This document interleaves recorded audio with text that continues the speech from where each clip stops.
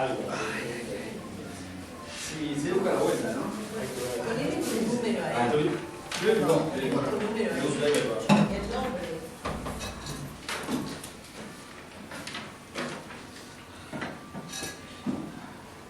¿Quién te dice que no te Ahora me dedico a hacer el sicariato. El sicariato. Este que se usa mucho. Yo estoy aprendiendo tigre. Ese me gusta. Abrir bocas de pantalón, si eso ya no da. Ahora el sicariato es lo que da.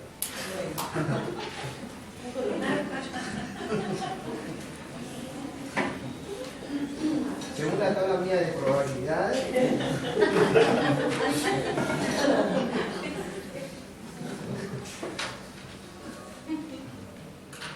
Bueno, vamos a continuar. Bueno, esto es vamos a concentrarnos en los gráficos o resultados que muestra este programa. Bueno, vamos a ver cómo se interpreta. El estadístico Q, que dice Q cuadrado, esa fue la cuenta que inventó Cochrane, como le contaba hace un rato atrás. Se usa la distribución chi cuadrado para resolverlo, pero a grandes rasgos, ahí hay un primer bloque que habla sobre la heterogeneidad de los datos. ¿Qué le parecen a ustedes? ¿Son heterogéneos los datos? Sí, ya vieron los números que le pusimos ahí. sí. ¿Son heterogéneos? ¿Se acuerdan los números que le habíamos puesto? Los números que le habíamos puesto se ahí va. Los estudios vienen de estos datos que están acá, que eran estos datos todos inventados, ¿no? ¿Son heterogéneos o son homogéneos? Son recontra homogéneos, claro. Si ustedes miran, esto es recontra homogéneo. Tiene un 1090 repetido para mencionar siempre. O sea, hay que ver qué son esos números, pero son homogéneos. Lo cual estaría bueno para un metaanálisis. Hay la primera parte que habla de la heterogeneidad, ahora tenemos que ver cómo interpretarlo, cómo es eso.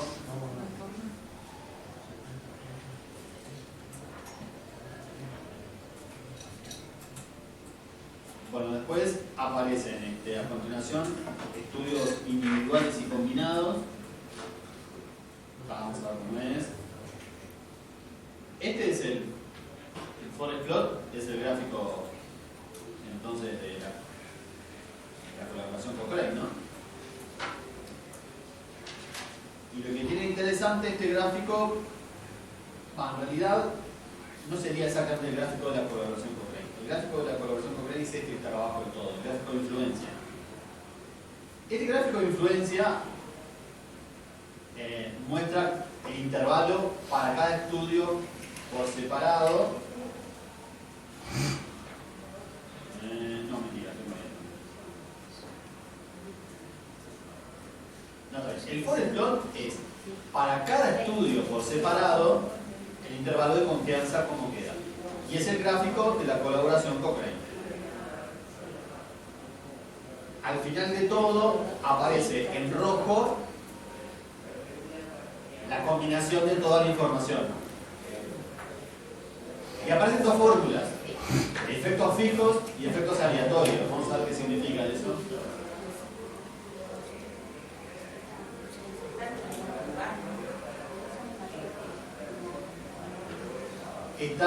Sí, igual.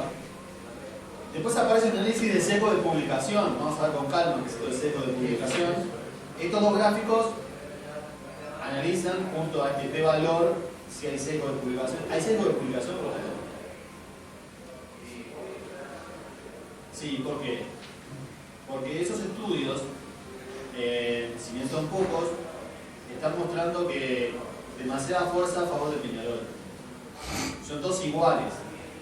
Sesgo de publicación, ¿qué significa? Bueno, es algo que puede pasar en toda búsqueda bibliográfica, que lamentablemente lo que se publica de por sí son resultados que son estadísticamente significativos. Los resultados que no son estadísticamente significativos no aparecen publicados. Entonces, si haces una búsqueda bibliográfica, te podés chocar con ese problema. Aquí es el sesgo, ahí. Acá en este caso, sí, hay un claro sesgo de publicación. O sea, nos estamos basando en estudios que son demasiado significativos y hay ausencia de resultados que no son significativos. Es un problema que puede haber y matemáticamente se resuelve con una fórmula que vamos a ver ahora. El tema es que vos el metaanálisis lo podés hacer igual. Luego tenés que explicitar, ¿tengo un sesgo de publicación? No lo tengo. ¿Tengo heterogeneidad? No la tengo. Y eso hace que tu metaanálisis sea clase A, clase B o clase C. Se va a clasificar como bueno o malo.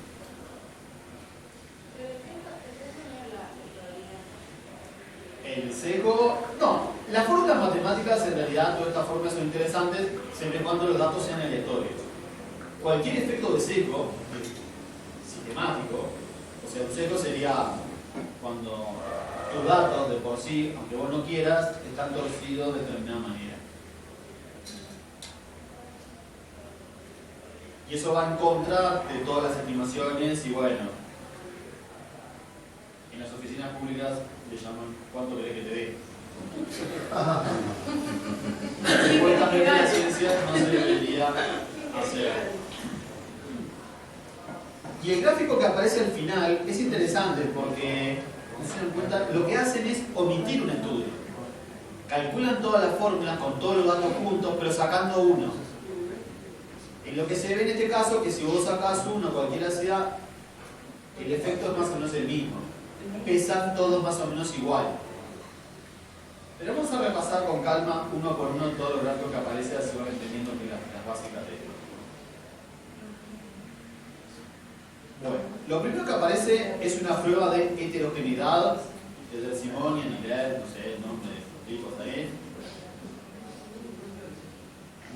Bueno, cuando aparece una prueba estadística, recuerden que hay dos hipótesis en juego, como planteábamos la otra vez. Aparece una hipótesis H0, hipótesis nula, y H1, una hipótesis alternativa. ¿Quién sería aquí en este caso? Bueno, H0 en este caso sería que los datos sí son homogéneos y la alternativa es que los datos no son homogéneos, ¿sí? H0, datos homogéneos, H1, datos no homogéneos. ¿Qué significa el p-valor? El p-valor estadísticamente significa esto: decidir por H1 y equivocarse. Ese es el p-valor. Tenés que tener claro, cualquier prueba estadística que se haga, quién es H0, quién es H1, tenés que saberlo, como está la fórmula matemática propuesta. El p-valor, una vez que tengas claro quién es H0 y H1, el p-valor es decidiste por H1 y te equivocaste, ¿cuál es la probabilidad de que pase eso? Bueno, si vos mirás, la probabilidad ahí es de 82%, disparada. En este caso, si vos decís que los datos no son homogéneos, tenés un 80% de probabilidad de equivocarte, muchísimo. Los datos serían entonces homogéneos. Lo que está mostrando esta cuenta estadística es que los datos son homogéneos. Lo que tiene de malo proceder así, por eso aparecen los gráficos, porque solo con eso no alcanzaría, es que se necesita, si vos mirás, son 5 estudios que usamos. Cuando aparecen pocos estudios, esta prueba no es muy eficiente. Se requieren 30 estudios, como mínimo. Ahí sí tendría fuerza esta prueba. Pero es un primer indicio. ¿Cuánto pedía Cochrane ese? Bueno, hay que ver, eso está analizado. ¿Sí? ¿Cómo son? Hay que verlo, claro. Claro, capaz que pide más. Capaz que pide más, depende de lo que esté estudiando. Claro. Matemáticamente, esa prueba sola no funcionaría porque son pocos estudios. Solo con eso no alcanza, pero es como un primer indicio.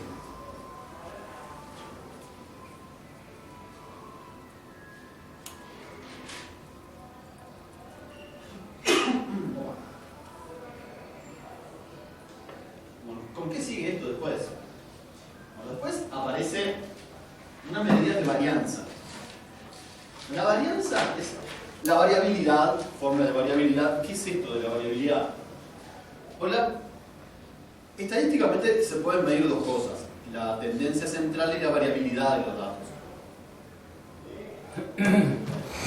Hay dos tipos de variabilidades. Variabilidad entre los estudios, entre ellos, estudios distintos, y cada estudio por sí, cómo varía. Si ustedes miran las tablas que inventamos, son todas más o menos parecidas, son todas iguales. Entre los estudios, en este caso, no va a haber mucha diferencia. Si esto es más o menos lo mismo, está todo torcido a su lado. Ahora le vamos a agregar un sexto estudio y vamos a poner una visión totalmente distinta y van a ver que estos números, cómo se mueven, y así vamos a aprender qué es lo que dice este coeficiente, probando y ensayando. Hay dos tipos de variabilidades, como intra e inter, entre los diferentes estudios y cada estudio en sí, cómo varía. Y bueno, entre los estudios, sí, hay una mínima variabilidad entre cada estudio en sí. Bueno, sí, son 90-10, pero entre ellos, todos estos coeficientes que miden entre ellos, es todo cero. Al final que es todo cero. Donde dice cero, está midiendo estudio contra estudio qué tanta dispersión hay en los efectos. Los efectos son los mismos. El coeficiente ese que es.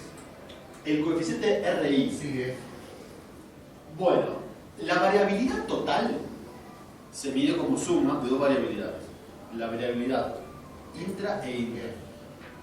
Y ese coeficiente es un porcentaje que te mide, bueno, cómo es el peso de la variabilidad entre los diferentes estudios con respecto a la variabilidad total. Ese coeficiente RI es importante y mide, bueno, en este caso no pesa nada, porque en realidad hay cero variabilidad entre los estudios, pero es medido como un porcentaje. ¿Cómo es significativo? Como la media, ¿no? ¿Qué tiene que dar para que sea significativo? Y más de uno. Eso es todo cero. Bueno, con respecto a la heterogeneidad, o sea, esto en el fondo no es que sea significativo o no. Acá vas a medir si son estudios que se pueden utilizar. son estudios todos parecidos. Estaría bueno en otro metaanálisis tener estudios todos parecidos. Acá puede haber dos caminos: que haya heterogeneidad o no. Entonces, ¿qué sucede? La similitud entre ellos. Si hay una decisión de que los estudios son todos distintos entre sí, hay que usar para el efecto global una fórmula que se llama efectos aleatorios. Todo lo que venga después, donde vean efectos aleatorios, y la fórmula matemática como que corregida cuando tenés estudios que son heterogéneos entre sí. Ese lo usas con el sexto ahora, vas a poner. Cuando avancemos y vean Sí. las fórmulas que se usen donde digan efectos aleatorios, ¿cuándo? Usas la fórmula. Ahí va. Hay como dos caminos, ¿no? Pero también te puedes poner un nombre y decir, bueno, tiene que tener determinado valor para poder utilizarlo. Claro, acá claro, si bien está. Claro, es un extremo esto, ¿no? Si bien son muy parecidos entre sí los estudios, acá son casi iguales. En realidad no sería necesario hacer un metaanálisis si todo es lo mismo. Con un estudio ya cansaría. Sí, comprobar. Todo es lo mismo, sí, no hay controversia.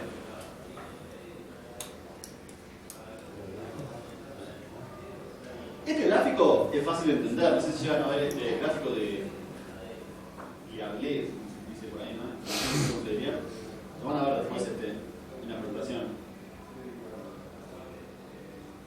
Bueno, acá lo que aparece es la tasa de eventos en el grupo control contra la tasa de eventos en el grupo tratamiento.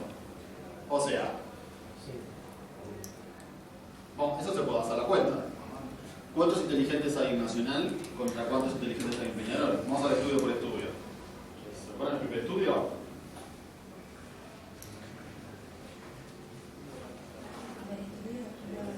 Vale.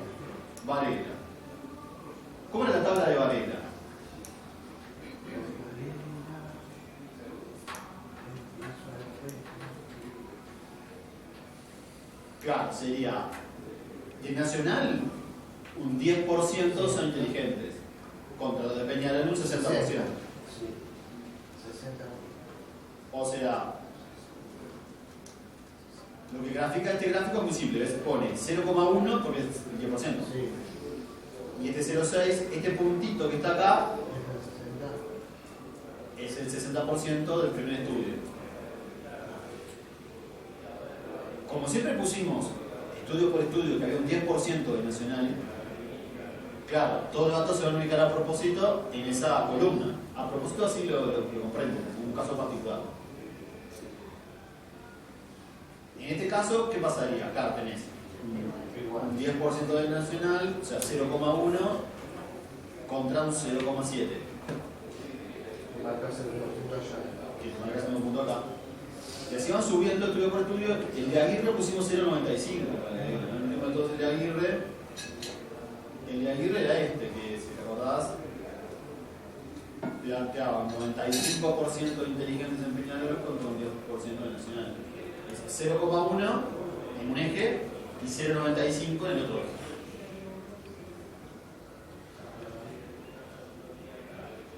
Bueno, cuando en este tipo de gráficos se ve algo tan sistemático de esta forma, como que no está bien.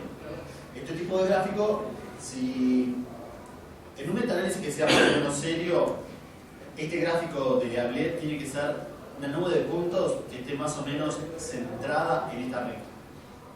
Si te da una nube de puntos en forma de elipse centrada en esta recta, significa que los estudios son más o menos heterogéneos. ¿Qué pasa?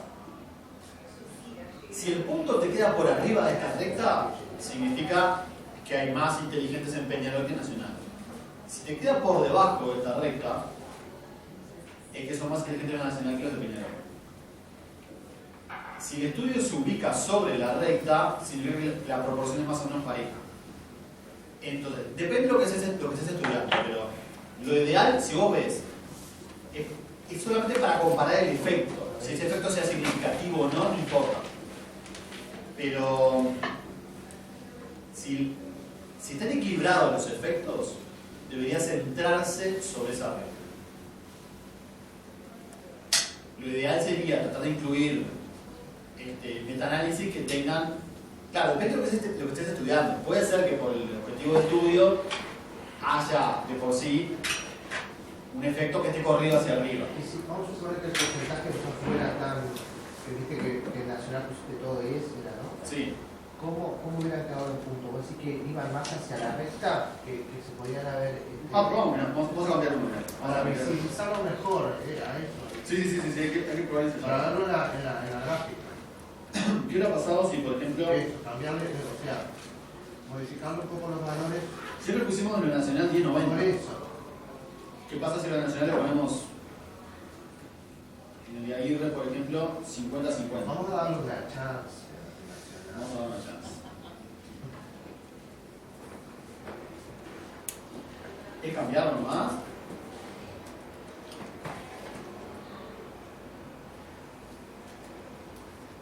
Se modifica un poco ahora. Ya se empieza a mover. 5, Bueno, ahí viste que Ese que fue ahí, cambió totalmente esta primera cuenta, ¿no? el de Aguirre es ese, ¿no? Cambié el de Aguirre nomás. El de Aguirre le parece 50-50. Aguirre. 50-50 para el Nacional y el de Aguirre. Ya se movió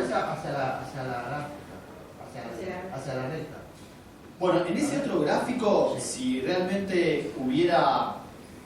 Ahora lo que pasa es que cambió radicalmente, fue un cambio muy brusco. Ahora los estudios pasaron a ser entre sí heterogéneos. Y ahí tendrías que hacer lo otro, no. La otra cuenta no. Cuando ver, ¿Vos podés repasar todas estas cuentas? Vos tendrías que indicar más o menos qué pasó con todas estas cuentas y hacer un resumen de qué fue lo que te dio a vos. Y no esconder nada. Y metaanálisis sería eso. A mí me da esto con esta información. Esto falla, esto no falla, esto está bien, está mal. El mejor metaanálisis de todo sería con estudios clínicos aleatorizados, que tengan la mayor cantidad de muestras posible y que no tengan sesgos y que sean estudios homogéneos. ese va a ser el que va a ganar a la hora de tomar una decisión clínica. Pero puede haber otros más pobres que digan otra cosa y bueno, está. ¿Pero cuánto te tenés que dedicar a eso? Todo esto lleva tiempo, sí. Juntar la información lleva tiempo, sí. 3 licencias por lo menos. Pero si vos que tenés un problema concreto, que querés estudiar una decisión clínica, si vos mirás el metaanálisis que tenga mayor calidad, por eso que la probabilidad de error va a ser muy baja. En este gráfico del que hablé, ¿ves? Ahora, ¿qué pasa? Ubica el punto a la altura de 0,95. Si vos mirás, este punto tiene, el punto que está acá arriba tiene dos coordenadas. No, la pedí por más, me puse después de noche cuando volví. Este punto tiene una coordenada que es 0,95 en este eje, Sí, sí. pero 0,5 ahora cambió. Porque era 50-50. Lo movió del lugar. Sigue siendo un efecto que favorece a los de Peñarol, pero hizo que cambiara la heterogeneidad de los estudios considerados. Si mirás el número que planteamos ahora, este p-valor ahora es 0, cuando antes era un 80%. Claro, los estudios ahora entre sí son muy distintos. Los estudios son diferentes. Esta es la... En nivel tenés ninguno. Igual ya que pero entre sí globalmente tenés, claro, son distintos entre sí. Hay uno que más o menos tan parecido, pero hay otro que se dispara y da distinto. Y entre sí son distintos, son diferentes entre sí los estudios. Este coeficiente, que es como dice acá, la proporción de varianza total debido a la varianza entre estudios, ahora pasa a ser del 95%. Es decir, la variabilidad total tiene dos componentes, una variabilidad intraestudios y interestudios. La variabilidad entre los estudios es fortísima, se lleva el 95% de toda la variabilidad.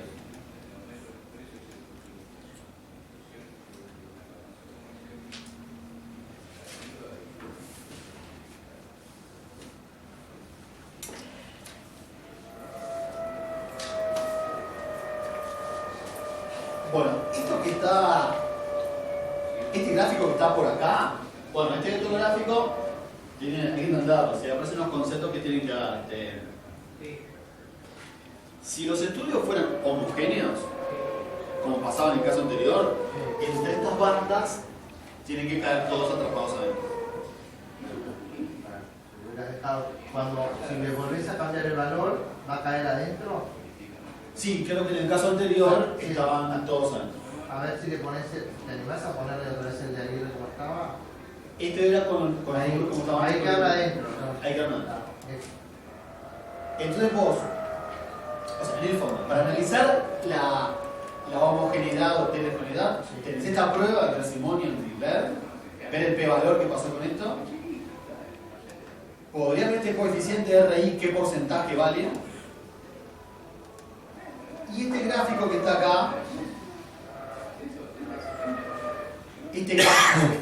si quedan los puntos en las bandas, es que los estudios son más o menos homogéneos.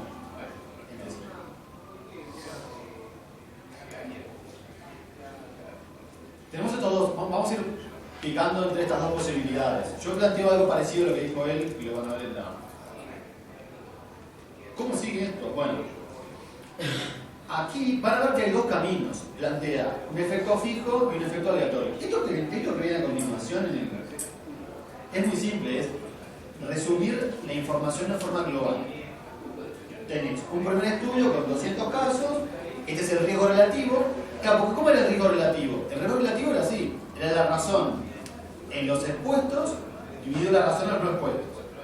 Claro, de nacional hay un 10% de inteligentes en el estudio de Valera, pero de Peñarol un 60. 60 dividido 10 te da 6, por eso el riesgo relativo es 6. 7, 8, y claro, el riesgo Aguirre sería un 9,5. Porque es la división de esos dos números que aparecían en ese gráfico. Esto que está acá, bueno, es el intervalo de confianza para el riesgo relativo, y al final lo que aparece es como que la medición del efecto global, es todo el efecto, juntando todos los casos. Y este gráfico que está acá más abajo es el gráfico de la colaboración Cochrane, básicamente eso. Ahora, si ustedes miran, en este ejemplo, la fórmula matemática para efectos fijos, efecto aleatorio, y es lo mismo, coincide exactamente. Pero si ustedes van un poquito más abajo, con el caso que planteó el compañero, porque decía, bueno, vamos a mover un poco, ¿no? Mira cómo cambió acá. No coinciden. Son diferentes. Un intervalo iría del 2.45 al 3.42, 2.48 a 12.26, están contra diferentes los intervalos. El efecto global también es diferente, ¿viste? Porque el efecto global uno mide en 2.90 y en 5.51. Acá hay ponderaciones matemáticas hechas, pero ¿cuál sería el más interesante? ¿Efectos fijos o efectos aleatorios? La fórmula con efectos fijos refiere a como que si vos antes hubieras visto que no, que los estudios son todos parecidos. Si los estudios son todos parecidos, usás la fórmula del efecto global a efectos fijos. Si vos ves que tus estudios son heterogéneos, matemáticamente tenés que usar esta segunda fórmula. Como tus estudios son heterogéneos, en realidad la fórmula que vale es esta, para el otro caso. Como los efectos son heterogéneos, hay efectos aleatorios, estudio por estudio, y se usa esta otra fórmula de corrección. Es decir, claro, la línea que está en rojo abajo del todo, esta que está por acá, ¿ves?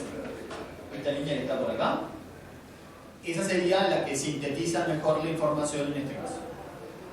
La otra no contaría.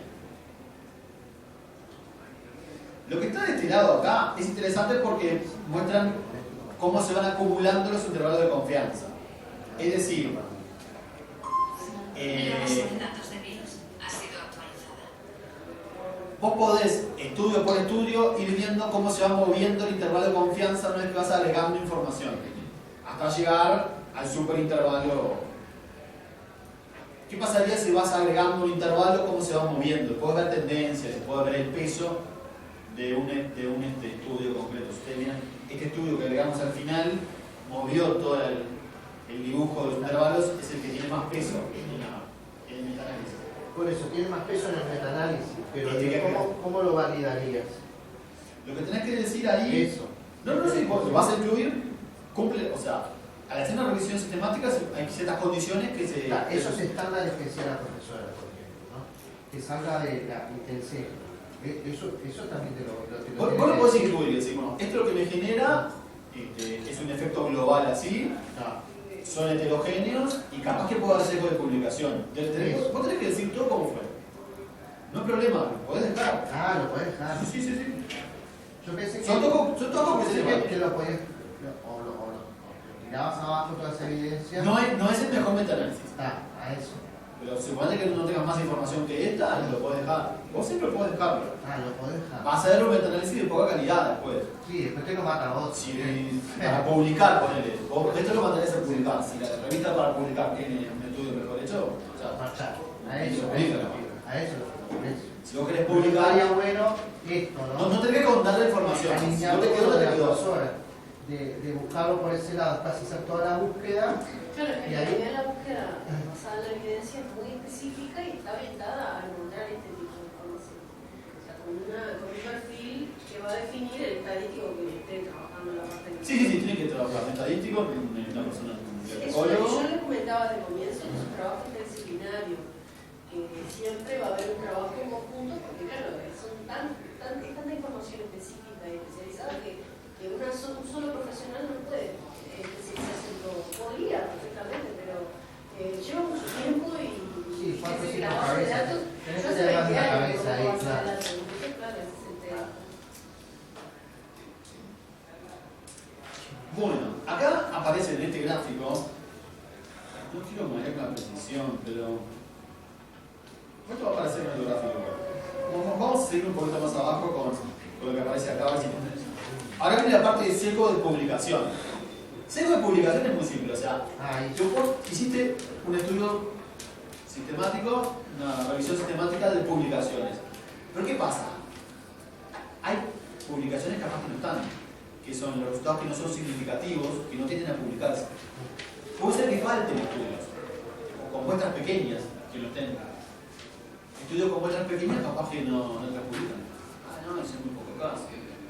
Ante un estudio tengan en cuenta que las revistas más Lo que dijiste fuertes, hoy, que capaz que te piden tanta cantidad.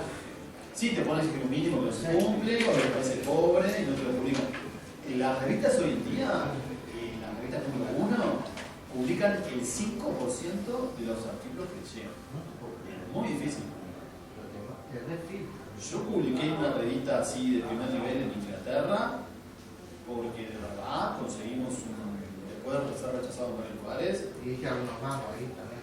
No, lo que conseguimos fue un profesor así de élite, un profesor de élite que se sumó como autor, que no era nada, Tenía respaldo ahí. que no respaldo, y con él lo publicamos.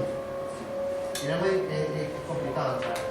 Fue así, él y aparecía primero él, con nosotros, Colaboradores. él salió del chico. Ustedes colaboradores. No, aparecimos como autores también, Bueno. pero está, sí, si no hay ningún problema, yo voy como autor, sí, no, pero, y salió el toque. Bueno, el último punto para tener en cuenta sería el sesgo de publicación. El sesgo de publicación se resuelve, bueno, con una prueba estadística para empezar.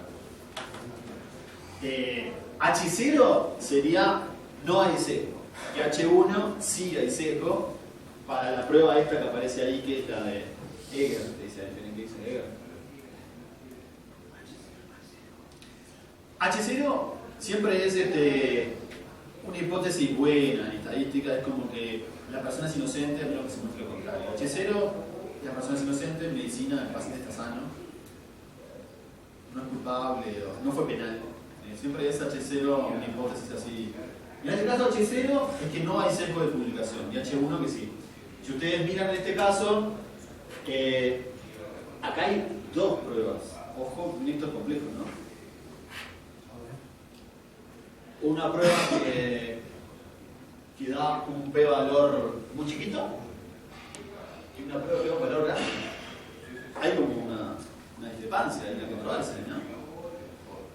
Matemáticamente miden cosas diferentes, pero bueno, si vos mirás por esta prueba, H0, ¿te acordás? H0 era no hay sesgo, H1 sí hay sesgo. Sí. Si decido, si me fío, ¿viste? Por la primera prueba, claro, el H0 es que no hay sesgo y el H1 que sí hay sesgo, ¿no? Entonces,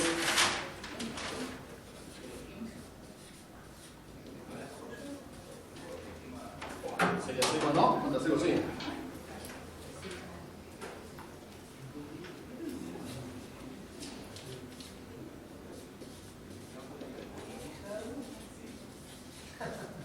Lo que estadísticamente mide es que hay demasiados artículos significativos, ¿o no? Bueno, pero en definitiva, si vos mirás, si vos decidís que hay sesgo con el primer esquema, tendrías una probabilidad de equivocarte del 80%. Y entonces dirías, bueno, no hay sesgo. Pero si mirás la otra, la probabilidad de equivocarte, si la jugás por H1, es muy bajita. Con el H1, ¿no? Esto puede ocurrir porque son pocos estudios considerados. Esto en estadística, cuando hay pocos estudios, igual de todas formas, ustedes como médicos, que son médicos. Ahora porque un test clínico puede pasar lo mismo. Vos tenés los test clínicos pueden medir cosas distintas, ¿no? Si vos tenés un test clínico que te dice una persona tiene SIDA, y otro test clínico que dice una persona no tiene SIDA, ¿cómo se la forma? Estadísticamente, cuando ocurre una sola prueba que te decide H1, te quedarías con H1. Cuando tenés una sola prueba, en estadística, porque matemáticamente miden cosas distintas. Puede ser que por un lado no lo detecte, pero que por otro lado sí. Cuando ocurre esto, yo como estadístico, si veo la de Eger que dice p-valor, viste, 0,0015, Ese es H1. yo me quedaría con H1 de que sí hay un sesgo. Y si hay un sesgo, está. Además, no solo con eso, ¿no? Siempre hay que hacer más pruebas.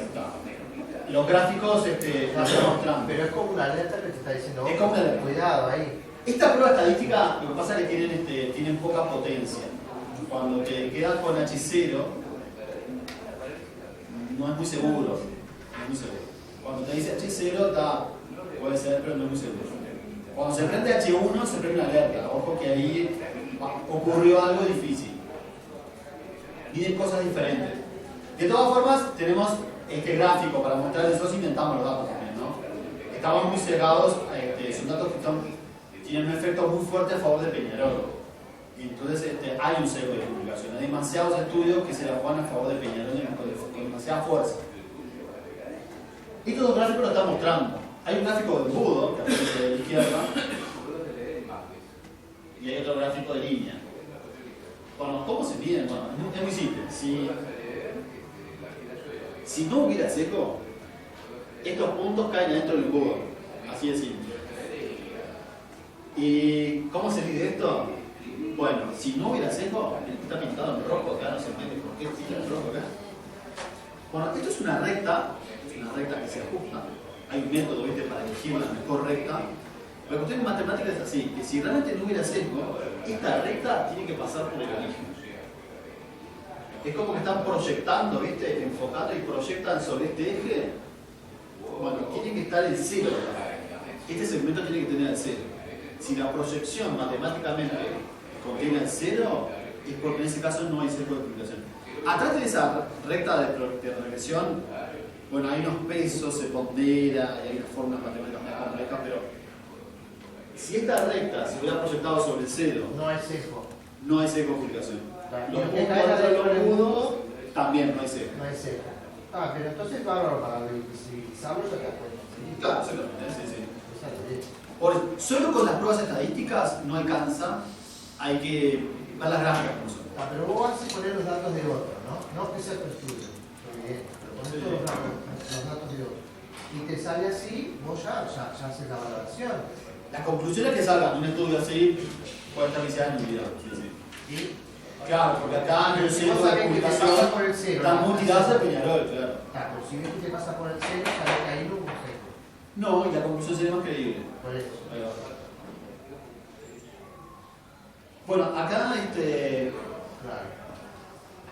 no me viene el gráfico ese del embudo porque matemáticamente combina bibliografía con carreras que para dentro se conectan. Pues mira, Netflix es muy gracioso. Ah, sí, ahí está, tampoco no, sí, no es incorrecto, sí. ¿Cómo se elige de la sí de acá? ¿Cómo es el efecto, la estimación del efecto? El efecto era riesgo relativo. El riesgo relativo, si ustedes miran, como pusimos más arriba, el riesgo relativo era así, 6, 7, 8. ¿Cómo era yo?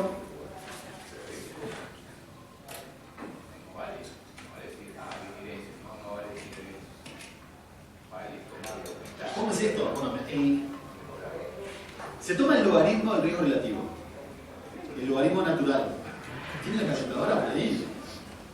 El logaritmo natural, el logaritmo newtoniano, la calculadora científica del celular o de la computadora tiene, Windows tiene una calculadora científica.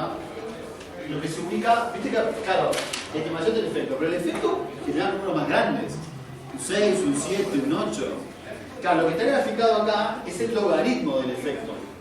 El efecto en este caso es el riesgo relativo. El efecto podría ser dos radios, como esta alternativa por favor. Acá lo que se toma es el logaritmo del riesgo relativo. Vamos a hacer ese experimento. ¿Cuánto da el logaritmo de 6, por ejemplo? Que era el primer. ¿El logaritmo natural de 6? ¿Lo en base E tiene por ahí? El logaritmo natural en base E de 6.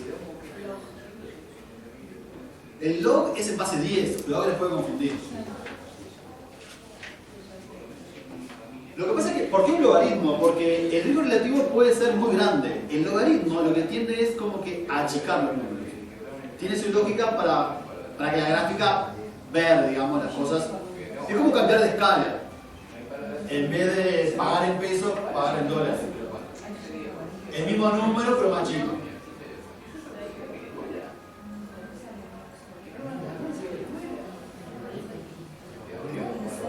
Logaritmo de 6.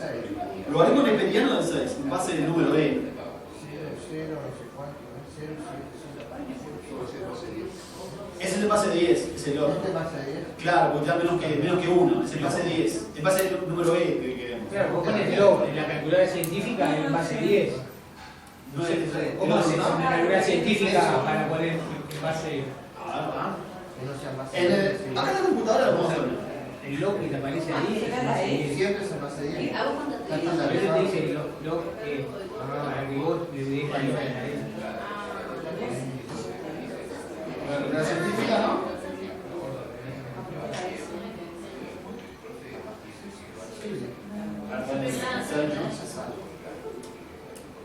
Ella sabe cambiar, lo que pasa es que tiene que dar.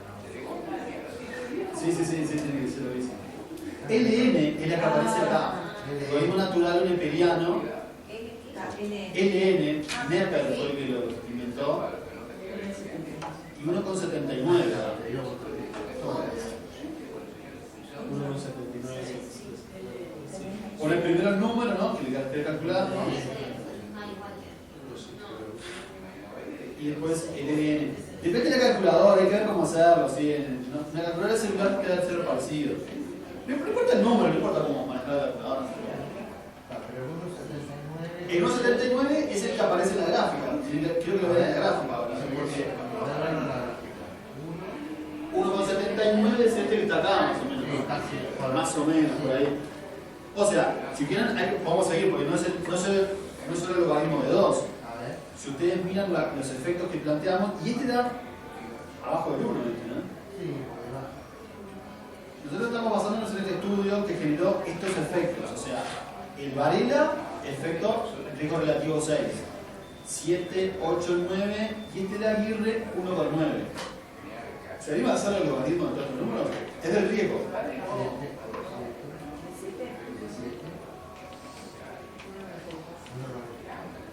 Si vos probás, por ejemplo, con el 1,9, Que es el más diferente, ¿no? El que queda por debajo, ¿no? claro, Ese es el que va por debajo. 0,64. Claro. Y queda por debajo, claro. El 0,64 debería estar más o menos en la gráfica. Es el que vimos ahí. 0,64, si tú miras contra el eje de la CI, debería estar a un nivel 0,64. Y todos estos, a partir de ahí suben, porque es que el logaritmo después de 7, de 8, de 9, te van a poner más grande. Ahora, acá hay un embudo. El embudo lo ven claro, ¿no? Si los puntos están entre el embudo, es que no hay cerco de publicación. Este eje del embudo, ¿a dónde apunta? Hacia qué apunta. ¿No?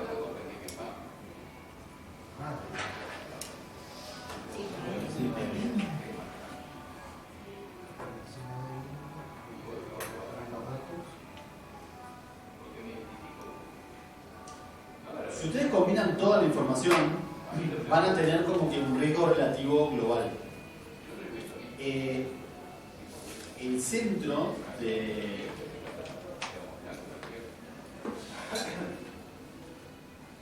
Si ustedes miran más o menos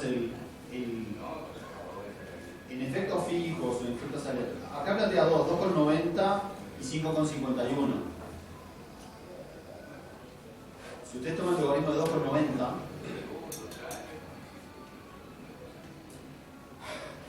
el logaritmo de 2,90 le va a dar 1 con algo. Bueno, 1 con algo es ahí donde está centrado este gráfico.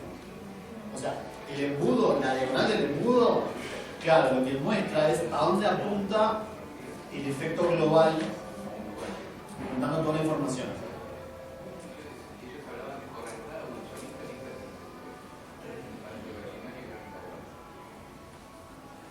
Riesgo relativo global o riesgo global. A ver. Es el logaritmo del riesgo relativo global, juntando todos los datos. Esa es la. El logaritmo de ese número es donde se ubicaría el eje del embudo.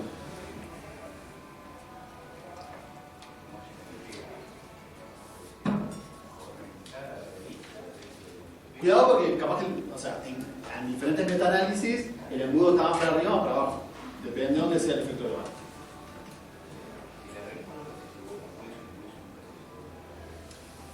Claro, ¿cómo es la lógica de esto? El punto es que usted tiene que tener en cuenta que lo que estamos luchando es contra un posible sesgo de publicación. Es decir, lo que pasa es que estudios con muestras pequeñas o estudios que muestren resultados no significativos no tienden a publicar. Y no lo vamos a ver capaz. Y puede ser que vos concluyas un efecto fabuloso y estás evitando, no sabés, que todo el mundo no estás viendo desde publicaciones que no estás viendo. En el eje de la sí está el efecto. Y el otro eje, ¿qué es lo que hay? En el otro eje, acá dice error estándar. ¿Qué es el error estándar? Bueno, el error estándar viene a ser el desvío dividido la raíz cuadrada de n. Eso forma parte de un curso de estadística. ¿Qué es eso? Raíz cuadrada de n. Si vos muestras grandes, ¿dónde van a estar? Estudios con muestras grandes. ¿Van a estar acá o van a estar acá? Va a ser un poco difícil que entiendan lo que es el error estándar porque se combinan cuentas, pero básicamente la tendencia sería así. Un estudio con muchos datos, ¿va a estar acá o va a estar acá? ¿Más cerca? Sí, más para acá. Más cerca de cero. Como hay un raíz de n en el denominador, no es solo eso, arriba aparece otra cosa más. Pero el gran peso que va a tener es decir, muestras grandes, como aparece un raíz de n dividiendo abajo, va a generar números grandes dividiendo. Si vos dividís entre números grandes, te queda un número chico. El 5 de oro para repartirlo entre 3 millones de personas, que es $1 para cada uno, claro. Si vos tenés un número muy grande dividiendo, la división te queda pequeña. Por lo general, muestras grandes va a tender a ubicar mediciones que estén por este lado. Muestras chicas, muestras por este lado. No es tan así, pero les puede ayudar a entender. El tema es que también hay un desvío en juego. Y el estudio que propusimos aquí, como le cambiamos, pusimos un 50-50, hizo cambiar también el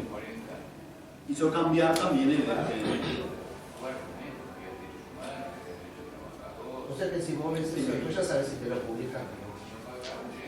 Sí, vamos. El tema es así, que suponete que... ¿Qué es lo que no puede pasar?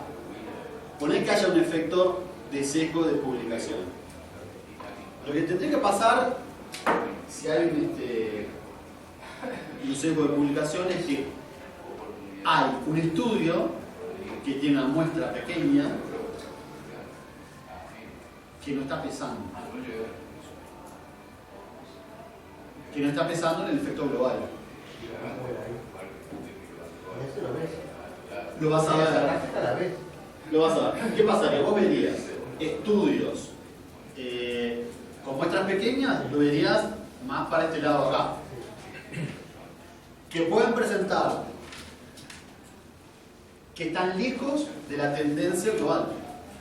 O sea, puede ser estudios que no sean significativos.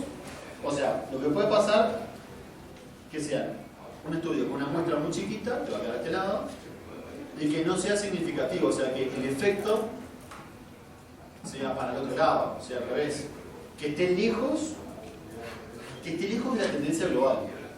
Entonces, ¿qué pasa? Ese tipo de estudios lo vas a ver por debajo del embudo. Esa es la lógica. El efecto global va a hacer que tire todo hacia determinada zona. Si vos tenés estudios con pocos datos que estén por abajo o por encima de ese embudo, es que no pesan, o sea, o al revés, capaz que tenés al revés. Si vos tenés un estudio que tenga mucha muestra, el estudio va a estar más para este lado y va a pesar mucho en el efecto global. Entonces, claro, tu efecto global va a estar cimentado sobre estudios con muestras grandes. Y puede estar equivocado, puede estar cercado. O sea, tu estudio se puede basar en pocos estudios con muestras grandes. Se lo verías con puntos que quedan dentro del embudo. Eso. Con los puntos que quedan dentro del embudo. Eso es, cuanto más cerca de la línea central del embudo, mejor. Eso puede ser un problema. Puede ser que haya estudios chiquitos que no pesen tanto, que digan algo diferente. Si dan algo muy distinto, es porque se van a escapar del embudo. En el fondo, es así. O sea, si la nube de puntos te queda dentro del embudo, es que está todo más o menos parejo, no, no hay nada raro, no hay nada raro. Entonces, cuando se haría una búsqueda, se establece un parámetro para buscar, se dice, bueno, las poblaciones que vamos a seleccionar tienen que estar dentro de tantos y tantos, como para que los estudios se puedan. Se fijan los criterios que se fijan. Y habría que hacer este gráfico a ver si realmente, si no hay un estudio que tenga poco tamaño muestral, quede muy diferente del resto, pero que no esté pesando a la hora de calcular el efecto global. O sea, que aunque sea grande o chica la muestra, lo más importante es que donde van a sacar. Que no se aparte tanto en el efecto. Claro, que no plantee un resultado, digamos, que es muy fuerte, un efecto fuerte, pero que no aparece como tal, como una diferencia significativa porque no muestra abajo. Pero debe ser siempre hacer este gráfico y ver que no haya ningún punto que se aleje del embudo. Digo como un control para ese efecto raro. Después lo que aparece es muy simple. En el análisis de sensibilidades, esto es muy simple, es muy parecido al efecto global. Para vos todo muy simple. Vas sacando un estudio uno por uno. Esto que mandé es fácil. Estudio omitido. La tabla dice muy claro, estudio omitido. Si sacás el estudio de Varela, ¿qué es lo que pasa? El error relativo te da 5 componentes. Sacás el estudio de Damiani, ahora sacás el estudio de Aguirre, y ahí el error relativo cambió. O sea que ese tiene mucha fuerza. Ese estudio, globalmente el efecto es muy sensible a ese estudio. Lo ideal sería en un buen metaanálisis que no haya 2 o 3 estudios. Eso lo puedes estudiar aparte si quieres. Uno está en realidad, acá hay que hacer 2 metaanálisis. Uno con o analizar qué fue lo que pasó. Esto que aparece al final es un estudio de influencia mostrando los intervalos si va sacando un estudio. O sea, este último sería así. Le saco el de Varela, ¿cómo queda el intervalo? Le saco el de Damiani, ¿cómo queda el intervalo? Le saco el de Aguirre, y ahí cambió. ¿No hay algún límite para la cantidad de estudios que se hacen? No, pero matemáticamente sería bueno tener 30 estudios con mínimo. 30 sería ideal porque ¿qué pasaría? ¿Viste lo que ocurrió con este test estadístico de acá? El estadístico Q es poco potente cuando hay el de Cochrane, cuando son pocos estudios. Y este otro de acá también, el de Beck y el de Egert, es poco potente cuando son pocos estudios. Entonces puede pasar que te digan que H0 es correcto, pero no es así, porque son pocos estudios. O una muestra pequeña. Amplíe el estudio porque con este no llega. Hay que agregar más estudios, o sea, te pueden dar algo ficticio. Por eso siempre hay que ver las gráficas. Las gráficas es la gran decisión.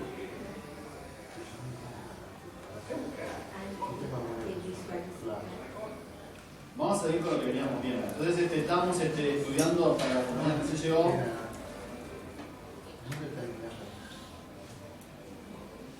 Bueno, sabemos en la práctica que los hinchas de Peñarol son más inteligentes, eso se sabe en la realidad. Acá tenemos un señor que consiguió la entrada más barata. Mira esa carita y después decimos.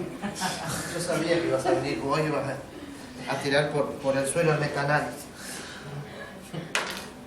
Lo que decía Gustavo recién, que en realidad hay varios tipos de inteligencia. Varios tipos, una inteligencia emocional. Y que lo de Nacional y de Peñarol está claro que inteligencia así tipo de detective cuando tenemos por muchos estudios, pero ahora vamos a ver lo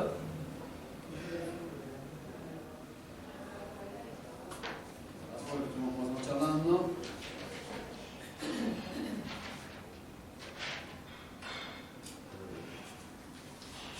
Bueno, este es el estudio tal cual que estaba propuesto, o sea, cuidado porque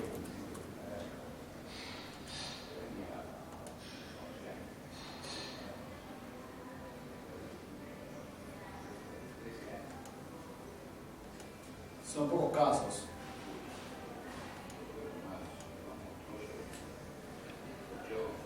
Bueno, los grandes problemas que hay en un metaanálisis es que los estudios sean heterogéneos entre sí, estás juntando chaucha con palito, como dice la gente actualmente, muy lindo, pero estás juntando cosas muy